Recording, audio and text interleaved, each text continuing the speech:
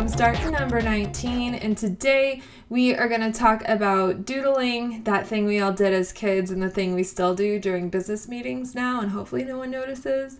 But we are actually starting with a recycled piece of paper. So for me, I screwed up doing the second watercolor jumpstart where I was doing, the whole thing where we did the color that fades into white and fades into another color. It's the second one. If you haven't seen it, go watch. But I was painting this one and I got through most of it, and then some water ended up splashing into it and it ruined the gradation of it. So I was like, well, crap. So I figured instead of throwing it away, I would keep it, and I'm sure I could utilize it at some point in the future. And that day is today. So now we have a colorful background for doodling on top of. So I think this is cool because doodles can look kind of, like dumb and silly and just, I guess, low effort. But if you stick this cool background behind your drawing, it just kind of classes it up in a way. So that's our first takeaway, is to just recycle the things you have. You never know when you could get some use out of it. If nothing else, it could just be used as a tester sheet of paper. So always save your materials if it's on nice paper. So now I'm doing this kind of doodly pattern. It's just this pattern that I've been kind of playing around with when I'm just, I just want to make some marks and do something dumb. I've been doing this kind of germ-inspired thing, and I enjoy it. It's kind of like what we did yesterday with those lines, where it's just making lines to enjoy it. But I like this one because it has like a more cohesive look to it.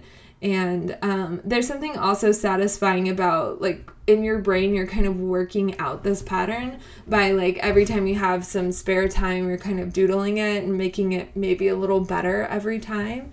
So I think that that's kind of fun. It's like adding to your visual vocabulary, like the way that we use certain words over and over again. Maybe we're using certain shapes and patterns over and over again in our work.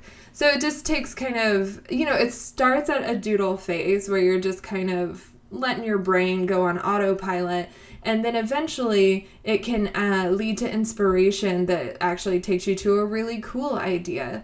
So I think it's important that we not neglect our creative selves in this way, because this is how idea generation happens. There's just a bunch of weird ideas and shapes and colors and inspiration. It's just kind of bopping around in our brain, and then it kind of stews together for long enough, and maybe we have a really cool art piece that comes out, or we have just something that feels meaningful comes out of a bunch of things that feel kind of silly leading up to it. But I think this is important enough that we've spent actually a couple lessons on it.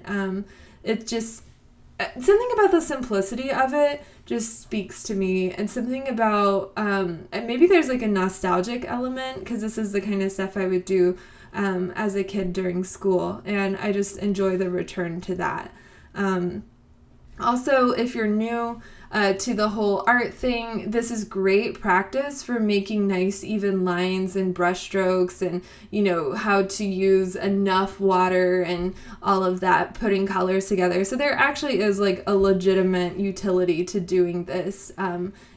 So I don't know. I think that it's interesting, and yes, we're going to get into some serious painting here, but before we get there, let's do something loose and fun just to get us kind of warmed up for it. So I hope you've been enjoying this series.